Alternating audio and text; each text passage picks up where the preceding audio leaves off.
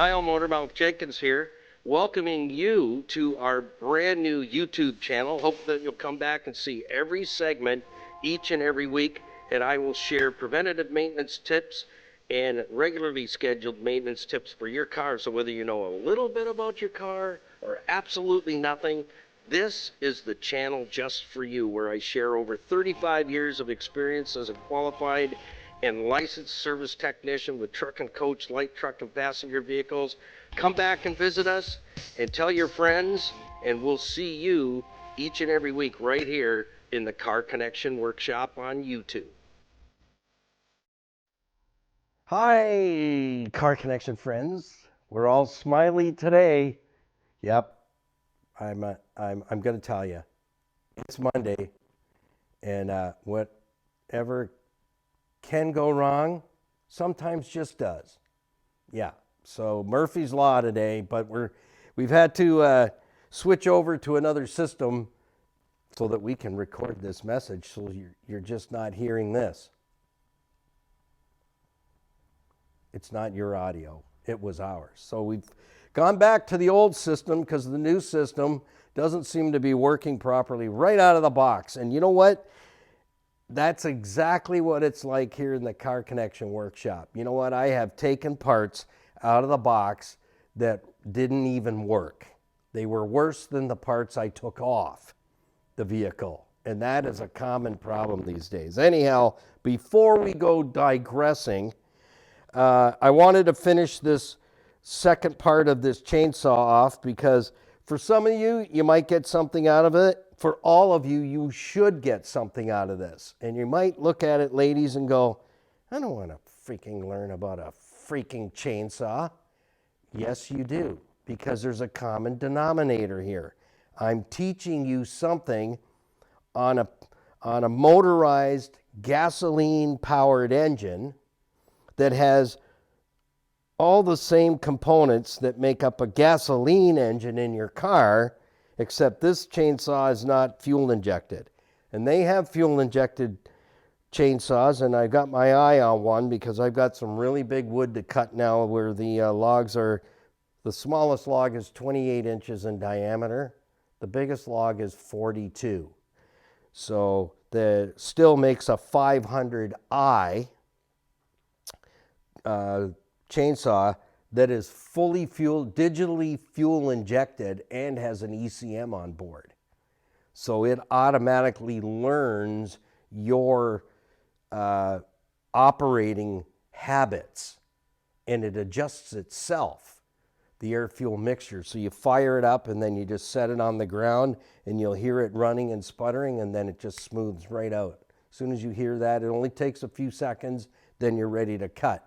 But we have chainsaws now that are fully fuel injected and have ECMs on them. But this one does not. But it has all the basics. It needs air, it needs gas, and it needs a carburetor, some way to get the fuel into the cylinder. But what I'm showing you is preventative maintenance. That's where this ties in. And I wasn't going to show you that, but I thought, you know, this is a really good teaching tool to show you what preventative maintenance can do for you. I don't like buying saws all the time because they're expensive. So you got to take care of it. And I managed to get this one this year. It was a gentleman who was he left it at the chainsaw place that I go to in Dunville on consignment. And I said to Pete there, I said, Pete, what's with that MS 170? He goes, oh, an old fellow doesn't need it anymore. He's left it with me. He goes, Niall, that's a good limber saw. So I said, I'll take it. So we made a deal, and I got a great deal on it. It's a nice MS 170. It's lightweight. What's it good for? Limbing trees, limbing them. So if we're dropping dead trees, it's nice to have a small saw just to take the limbs off. But you're going to work them hard, so you've got to take care of them. And I break my saws down after a day or a half a day or 4 hours at our wood lot cutting wood because I don't want to replace them all the time. They're expensive. So look at all this machismo in here. That's what I call it. That's a technical term. Machismo. This was all in the cover, the same material. That's sawdust mixed with oil. This is your clutch here, and you got to make sure it's clean. So I've got the muffler. See, it has a muffler. It has an exhaust system, and there's 3 parts to it. And I lost the other part again. Doggone it. There it is. It's hard to see. This is a filter for the exhaust. And if this plugs, we got something white? Yeah, we do, watch. This plugs, the saw will burn out because it can't breathe. So you can see now I got it totally clean. The screen is completely clean. I soaked the muffler because it weighed like 5 pounds, this little thing. And I've cleaned it out and made sure that the mating surface area, which is this area here, that screen will go in just like that, and then there's a cover on it. This is the cover. So this goes on here like that. Did you see that? I have dropped that like 3 times today, and the one time I almost couldn't find it. So you got to make sure that the engine can breathe. But again, preventative maintenance, that's what I'm showing you here, is we got to get all this crud out. This is the carburetor area. That's where the gas is. Here's the spark plug. But there's a ton of junk in here, and I only used this twice at the woodlot to cut up some limbwood. I had some limbwood. To me, limbwood is from this to that. And that's what I use this for. It's lightweight and you can get through it fast. But I want to show you this. This is where the cylinder is. Where's the piston? The piston's in here. So before I can blow this out, I got to make sure I cork this hole because my piston is right in here. So if I blow all this out and I'm doing the maintenance on it and getting all this sawdust has to get out of here so that this thing can air cool. It doesn't have a radiator. It has fins and the air is forced in there by a blower in the side here. So we got to make sure the blower is all cleaned out, the fan and the fan blades. We got to get all this sawdust out because what happens, it holds heat against the engine and it will burn the cylinder out. So we got to make sure the muffler is clean and that the screen is also clean so that it's shooting exhaust this way. The exhaust needs to get away from the engine because it creates heat. So again, it's maintenance. So we don't want any of this stuff getting sucked in to the carburetor. And you can see it's gathering around it. And that's the big downfall. Your car is exactly the same way. The air filter is doing the same thing this air filter is doing. And look at it. It is just caked with sawdust. And if the engine can't breathe on a small engine, the same damage happens to your engine as well. So hey, tell me in the comments, when was the last time you changed your engine air filter? Or cabin air filter? Or fuel filter? If your vehicle's equipped with an external fuel filter, when was the last time you changed it? Let me know in the comments down below on our channel, Niall Motormouth Jenkins. Like, subscribe, follow, share, ring the bell. Oh, I wasn't supposed to say that. Take that back. I digress. I did not say ring the bell because at the end of every video, I show you how to ring the bell. So this filter's got to be cleaned out. It can be reused, but this is the bottom. That's the top. See how much dust? If this filter had a tear in it or anything, all that dust is getting sucked down the carburetor. Your vehicle's engine is exactly the same way. It has a filter. As the dust and dirt that blows up off the road and the highways, and there's lots of it, your engine air filter is catching it on this side, the intake side, so the engine's running and it's sucking air this way. And if it gets plugged, like this is, to me, this is bad. To other fellas, you don't even want to see their filter. I did a saw for a friend last year and I couldn't even see the motor. That's how bad it was. I couldn't even see. I took the cover off. I couldn't even see it. It was that bad. So I will blow this out, wash this out, and blow it out again, and then I can reuse it. But all the dirt and the covers, you got to get all this out, all this stuff out, because if you don't, it's going through the filter.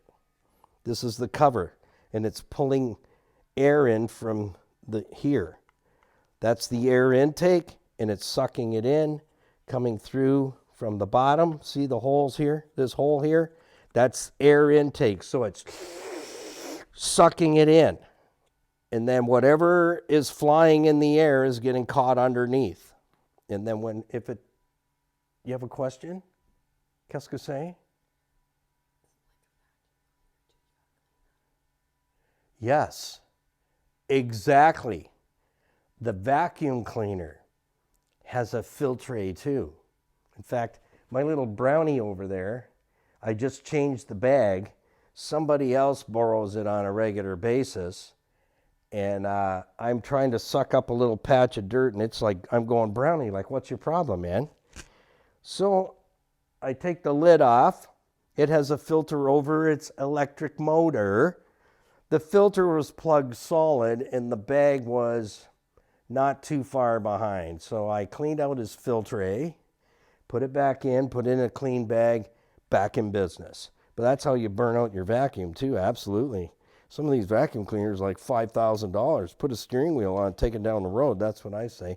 So now, how am I going to blow this out without getting in? We don't want to get anything in that hole.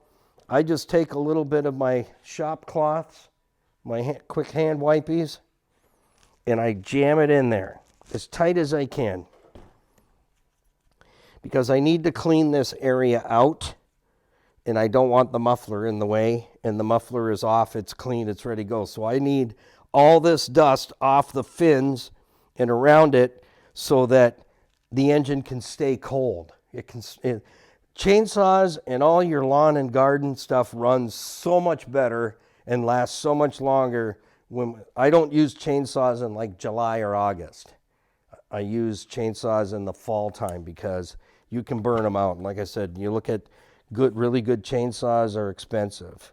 But you know what? We're cutting a lot of wood every year because we heat our home with that. And so these are tools, just like your car is. So there's no difference between what I'm showing you on here than what I show you on your cars. Preventative maintenance. Don't wait until the thing doesn't run. Don't wait until the thing... I actually had a saw last year that I didn't realize I'd cut that much wood that day, that inside the cover here where the clutch is, this is the clutch, it locks up. And I can show you that the clutch brake is on right now. So that stops the chain from running. It got so matted up in here, I set it down just for not even 3 minutes, turned to move some logs off a huge pile of limbwood and knocked them down, and I turned around, my saw's on fire. So I melted this cover by the time I got the fire out.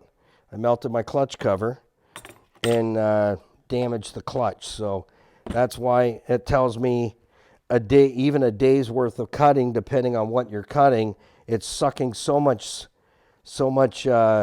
sawdust in with oil, and it mats because it's got oil on it. It's coming off the chain, it's traveling inside this cover because this sits on the side, and you can see the bar is right here. It mounts right here. That's what these nuts are for.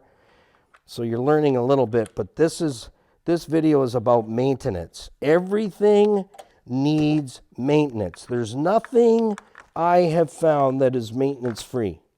Even the bathtub, ladies. You got to get the scum out of there. Otherwise, after a while, there's no room to get in. Huh?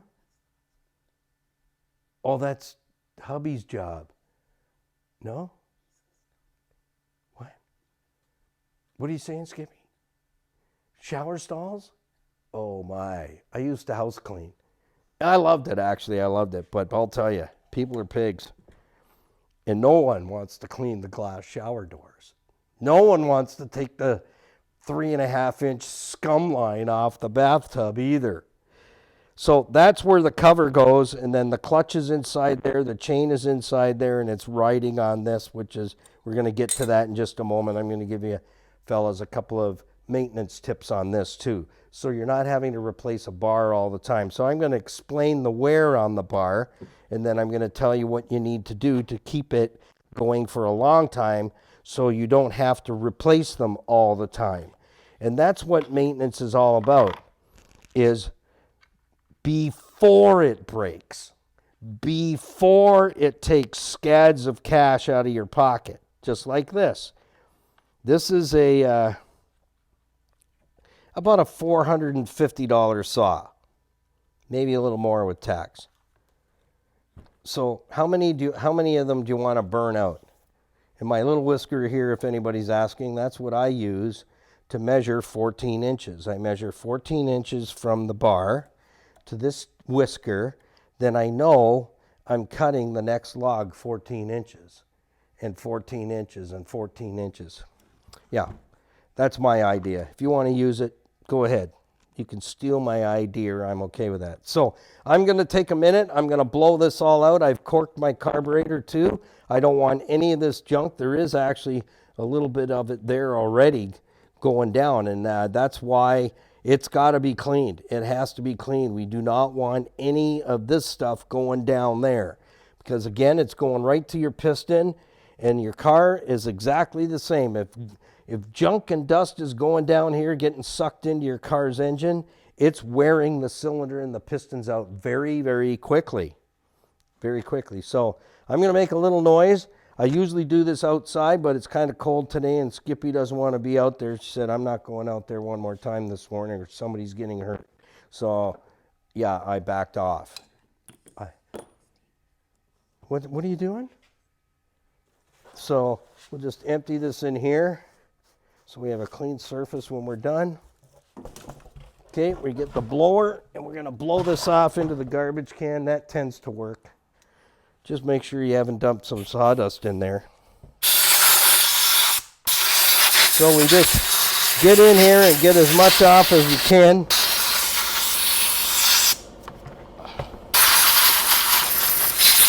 Because it all matters. Like I said, with your own engine in your car, dust and dirt matters exactly the same. You're cleaning out the fan that cools the motor, and watch it just fly off of there.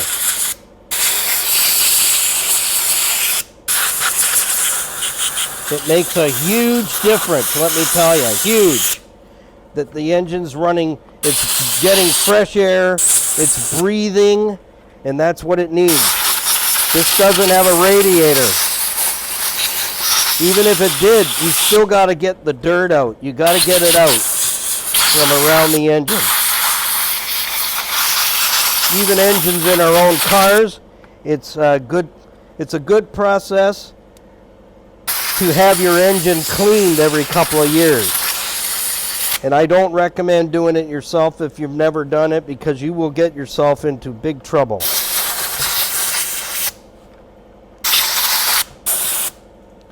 Hey, that's a usable piece right there. I might want to clean my ears with that. You ever had your mother when you were a kid say, I think you need to clean your ears out because you're not hearing me? Yeah. Just me? Well, that was a problem child. Okay, so now we're going to blow out the rest of the top.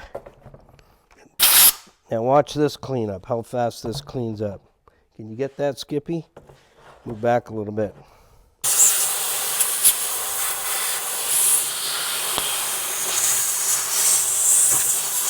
The clutch is going to be so happy, let me tell you. And we want to make sure that the oiler is going to work too. Because this stuff blocks the oiler. Then the chain is getting hot, the guide is getting hot, and again, it's all down to preventative maintenance. You got to get this junk out, guys. And your car is exactly the same.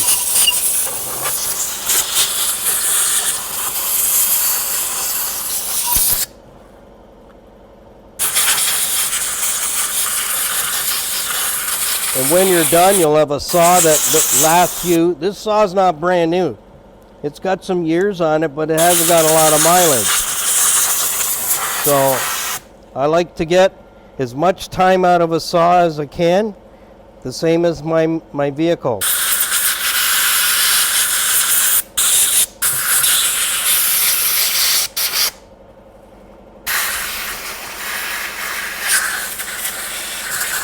You got to make sure you get all the nooks and crannies.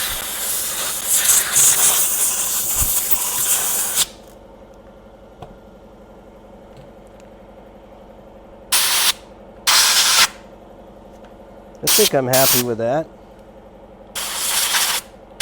You can also take this side cover off if you want. I do it once a year. I totally disassemble the entire saw, but this time around, I'm probably going to use it a little bit more yet. And then I just go through it and I wipe it out. Just wipe it out. Do a nice job. I don't like to soak it in cleaners, chemicals. I don't like to do that because you got electronics in here and you can cause some problems. That's why I say it's really good to get your engine in your vehicle shampooed once every couple of years. Get the dust off the motor so that it can breathe, because in any industry, I don't care what it is, heat is the enemy when it comes to equipment, and anything that's a gasoline engine, dirt is the problem. And that's why preventative maintenance like this, I'll have this saw for a long time. I've got saws over there that are, I think my oldest one is 1963, and it still runs. It's heavy, but if I get into something that I really need it on, just to do some special cuts, it's there for me. I got another saw that's from the early 80s. It's another still saw, and that thing, you know you're on the end of it. It's super heavy. But again, how did it last that long? I know people that burn a car out in less than 10 years. It looks just like the one that they sent to the wrecking yard 5 years before. And how does that happen? Because it's lack of maintenance. That's all it is. It's taking the time to clean it inside, clean it outside, make sure that the engine's clean, make sure that the fuel system's clean, make sure the air intake is clean. And then, you know what? You'll have a vehicle for a long time. Most of my vehicles now, well, my last one was a 98 Honda CR-V. I had that for 15 years, and I sold it. It was American, it was in miles. I sold it at 229,000 miles, and I've still seen it on the road. It's looking poor. I really didn't want to get rid of it. I really wanted to keep it as a secondary, but I couldn't at the time. It just didn't make sense, dollars and cents wise. But you can keep vehicles as long as you want, as long as you're willing to do this. You're willing to do the preventative maintenance. We need to even make sure the ignition coil right here is not packed with sawdust so it can't get cooled off. Then you have a saw, you're pulling it until the cows come home and it won't start. So, all right, what do we do next? Well, that's decent. I like it. Like I said, at the end of the season, which is coming up soon, I'll totally take the whole saw apart, handle everything, and I'll wash it and rebuild it back up, service it some more, and then it will go on the shelf. And what I do is, with all this lawn and garden stuff, if it's two-stroke, which that's what this is I take two-stroke oil and I fill up my gas tank with it, which is right here. This is gas. This is oil. How do you know? Because the chain is up here. It needs oil. That's the oil. That's the oil pan. That's the gas tank. I fill this up with two-stroke oil, no gas mix, just all two-stroke oil. And I do that with my weed whackers. Anything that's two-stroke, that's what I do. You can also do that with your snow blowers as well. Is if you don't want the carburetor to give you problems, that's a little trick I learned from someone who does small engines. Fill this up, dump the old gas out, run it till it dies, fill this up with two-stroke oil, and then pull it over 3-4 times and leave it. In the spring, dump that oil back out, the two-stroke oil, into a clean container. Clean container. not a dust-filled container. So I dump it back into one of these, and then I lid it, and I'll do that to the rest of my equipment. Then I put gas in there. It's going to smoke a little bit. If it's just a gas-powered snowblower, not a two-stroke, it's going to smoke a little bit, and that's okay. The cylinder's getting lubed, but what you've prevented is the little carburetor here, that they're freaking expensive. You've prevented it from gooing up with fuel that has ethanol in it, because ethanol fuel in these small motors, all your lawn and garden, is extremely bad. You don't want to do it. If you can get ethanol-free fuel, you need to use it. I use premium fuel with no ethanol in all my lawn and garden. So now what I'm going to do is I am ready to put the exhaust back on. Pluck this out. My cylinder is right here. I always clean the heads off of the bolts because they get all covered in carbon. It's sticky, gooey carbon too because of the gas fuel mix. So that goes in there like that. You lock it in. This one comes along here. You lock it in. And now you're ready to put this on. This is your muffets. My muffler. That's my muffler. We want to line up the bolts. Which way does it go? It only goes one way. I'll try and hold this and just show you. You're learning some stuff here. What are you learning? Where the pistons are. What else are you learning? What dust and dirt does to an engine. It kills it. It absolutely kills it. And this little motor represents your big motor in your car on a smaller scale. That's all. That's all it does. If I got this in right, I don't know. Do you know what you're doing? No, it goes the other way around. Sorry. Don't listen to me. I don't know what I'm doing. Once in a while, you know, as my professor would say, hey, motor mouth, just keep in mind, a blind hog finds an acorn once in a while. And I'm like, oh, that's like real funny. What are you saying? So now we put this little screen in there, and this plugs up a lot. A lot. And again, that represents your air filter. It's got to blow exhaust out, and it's got to suck air in. So, and same with these little vents here. The exhaust has to come out through these little sleeves, which I find kind of quirky. So we just bring that down by hand, make sure your little screen doesn't move. Out of the way. Tighten this down. Sort of, kind of, maybe. Make sure your bolts don't fall out. This little handy dandy ratchet. We're just going to snap that down. Hold it in place. These are really teeny weeny. These aren't wheel nuts, guys, so you don't need to go crazy torquing it down.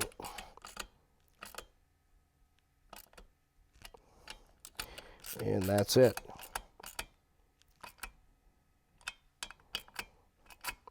And it's also not recommended, just if you're learning something from me here, do not run the engine without the bar and the chain on. It's not really good for them. It's not. Some guys will say you can. It really isn't. I've heard the story from a couple of people that have a lot of years experience on saws and lawn and garden. They go, don't do it. If you would just want to fire it up for a second before you kind of put it all back together just to make sure you haven't done something foolish, then that's okay. You checking with your broker? Skippy? You know, no donuts today. Like, this isn't good. Okay, so we're just going to put that in there. Hey, how many of you watched the video on this? You know what this is? How many of you watched the video on this little trick? And I've kept it for a reason. Yeah, put it in the comments. What is it? What am I doing there on that? What am I doing? Okay, so I won't bore you with cleaning out the filter, but I will. So what I'm going to do, and I don't recommend you do this on your engine filter on your car, get a new one, because the air will tear holes in it because it's only paper. But this is fabric, and you can use them a few times if you're careful. Oh, that fell off again. Skippy, did you want this? Did you want to have that? Okay, let's blow this out. I always do it reverse first. So what I do is the air is coming in, being sucked in this way. I'm blowing that way. I'm pushing it out. See, it's already quite a bit cleaner. So, and I don't go full gun with the air because my hand's in there too. You don't want to push air into your body, otherwise you're probably going to stroke out. Air bubbles in the blood's not a good idea. So now I'll just blow it out and loosen it off a little bit more and go back the other way. Then I will wash it quickly with a little bit of degreaser. I just spray it on there because there's going to be residue on there.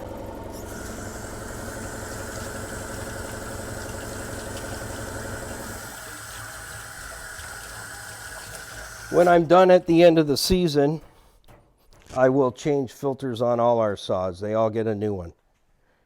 But if you're taking care of your saws and not letting it go too far, like I said, do not do this on your car filter. But this is, again, I'm showing you maintenance with the same components that your car has. But we do not blow filters out on cars because it tears the fabric and it's only paper folds, and you'll allow dirt right into your engine. You're inviting it in. But this is a matting. It's totally different material.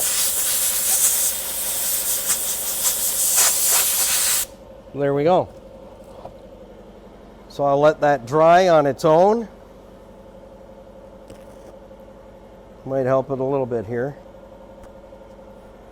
And just pat it with a clean shop towel. That's why I use the blue towels for quite a bit, just for stuff like this. So I won't put this in just yet. I'll wait until it's completely dry. But you can see now how clean that is. It's pretty decent. Hold it up to the light. Yeah, at the end of the season, we'll put a new one in there, but it's good. Yep. I think I'm passing out, Skippy. Are you passing out? You're looking a little thin in your skin there. Yeah, might want to eat something. I don't think I even have anything in the kitchen to eat. I've been to the grocery store for a few weeks. Been busy doing stuff. Okay, so now we're ready to do that. We'll finish these covers off. I'll degrease them since I've blown them out. But I just want to show you a little bit, just a little bit on the bar, and then we're done. So don't walk away just yet. How many of you can tell me what this is? I'm not going to show you the package. What's that? And what's it off of? I'm going to give you a clue. Look at the size. The size. Look at the size. What is it for, and how old is the, I'm going to give him a clue. How old is the rim that this style goes into? How old? Yeah, put that in the comments. All right, couple things on the bar. And this would represent your wheel on your car. We want to make sure the wheels are clean so that they seat properly on the hub. So with this, a couple of little secrets with it is to make sure you blow out the edge, the guide itself, because they get full of crud. And I just use a pick like this. Whatever works for you, great. I also have a tool for if the groove is too wide, I can make correction on it. Look at it, still stuff coming out of here, and I've blown it out twice. But you need to get that out of there so that the chain will ride in that groove perfect. Sits right down. And the other trick is to make sure your oil port, which is right here. See that tiny little hole? That's where the oil's going to come through to keep oil on the chain. So if that hole's not clean, you're not getting flow. But I will clean this bar up a little bit more down here because this is crusty and it will stop the bar from sitting and riding perfectly true. So you want to make sure that oil hole is blown out. You've got to make sure it's clean. So I get right on it with my blower and I blow it right through. And then I go down the guide, both sides, all the way around. Then I make sure my bearing's free at the end. I just test it with some air.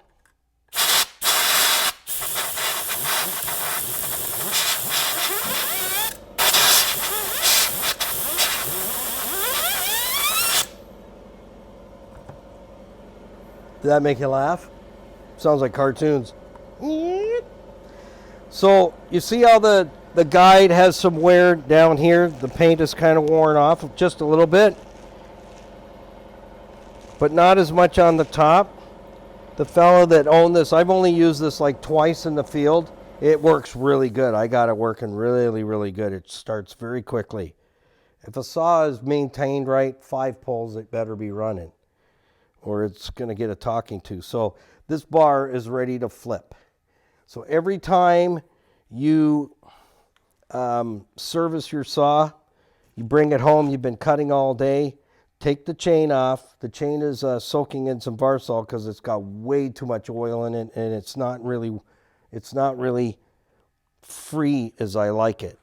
The chain itself is plugged up with oil, and that wasn't for me. This saw hasn't seen a lot of maintenance, but the Pete said, the old fella that had it, he didn't use it much, but he probably did not. Looking at how much crud was in it, this is the first time I've ripped it down. And so you want to make sure that you flip your bar. And I say this, every time you've cut with it, if it's an hour job, you don't need to flip it. But if you've been working the saw for 4 hours or a day, I just make a habit of flip it over. Just go ahead and flip it over. Keep flipping it every time. So if you got to sharpen the chain, which you should be sharpening the chain after, here's what I do. And I learned this from someone who's in the small engine business. Every time you gas and oil, touch up your chain and check the tension on the chain to make sure it's right. And how do you know it's right? I'm going to give you another little tech tip. And fellas, again, you armchair warriors, I don't give you any road, man. I give you no road. You can say whatever you want to me. I really don't care because I only have one feeling left. If you do it a different way, you do it your way. Do it your way all the time. You don't need to even listen to me. But if you're open to learning, that's the difference. We can all learn from each other. But here's what I say to the armchair warriors, and I've been listening to some other channels that are getting some terrible comments, and that disgusts me, because you know what my professor taught me, and I'm going to share it with you, and I say it in love. Criticism is the death gargle of a loser. Is that you? I hope not. I really hope not. So you can pitch anything at me. You will not make a dent in this fella. You won't. I'm here to help. I'm here to teach. I'm here to learn. But if you do something a certain way, don't bother me with it to say, I turned the screwdriver with my left hand, Motormouth. You used your right hand. It doesn't matter. It doesn't matter. In the vastness of eternity, it does not matter. So each time you use your saw and your gas and oiling, you should be sharpening your chain and checking the tension on your chain. And flip the bar for the next time out in the field. Flip it over. So what's happening when you do that? You're not putting all the wear on one side. So I can see this wear was from the gentleman that owned it before. and it should have been flipped. So you just turn it over. Next time out, it's this way. Because the saw doesn't care whether it says the name of it upside down or right side up. What you're doing is you're preventing it from getting an edge. And it does have a burr on the edge of it. So I will file that. I will check the guide for wear as well. I have a tool for refacing it and crimping it. And it's actually just a crimper. Crimp it back in and make sure that it fits the chain tight. How do you know you have enough tension on your chain? It's simple. And again, I learned it from some of the fantastic channels online. And one of my favorites is Chicanic and Buck and Billy Ray. They give you a lot of information on how to read the information on your guide so that you can make sure you get the right chain and you're putting the right chain on the guide. Those people are excellent as YouTube influencers. Is you flip it over and now you're ready for next time. Set the chain tension. When you hit the throttle and the chain is spinning, the chain breaks off. When you release it, the chain should pretty much stop on its own. If it just continues to travel, the chain is not tight enough.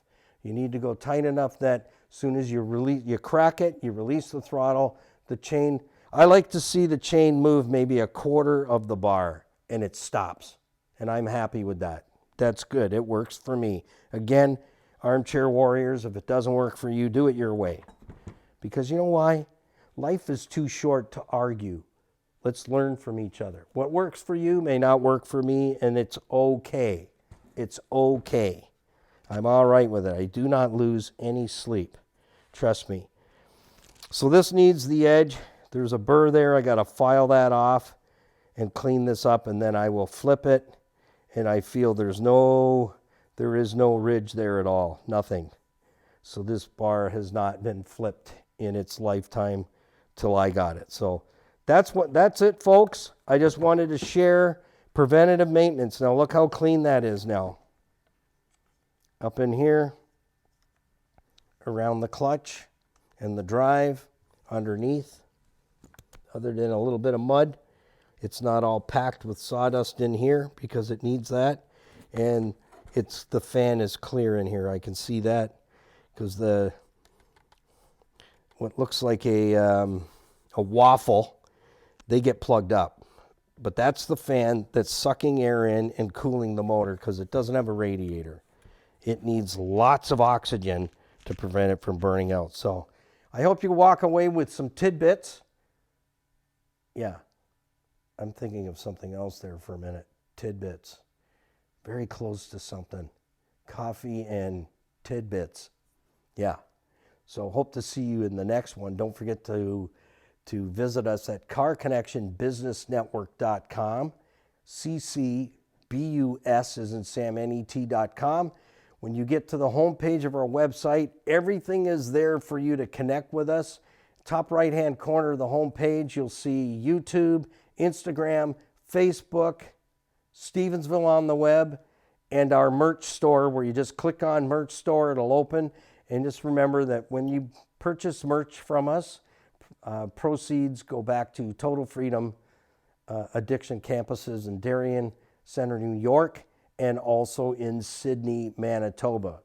The campus in Manitoba is men only. The campus in Darien Center, New York is for men and women. Also, all our program partners that make these videos possible, we can't thank them enough. You, our viewers, and our program partners, all their logos are on the home page. Click and open, and you get to visit those businesses, and they've been with us for many years. And we would appreciate if you'd support them with your business and let them know Motormouth sent you. So happy motoring. We'll see you in the next one. Bye for now. Oh yeah, I almost forgot. If you enjoyed the video, like I know you did, ring the notification bell. Well, thank you for stopping by the Car Connection Workshop right here on YouTube. Don't forget to come back and join us for another segment. So like, share, tag, and follow and ding that bell so that you don't miss a single edition of Car Connection. So till next time, keep it under 100 and put the coffee on because we're coming to your house.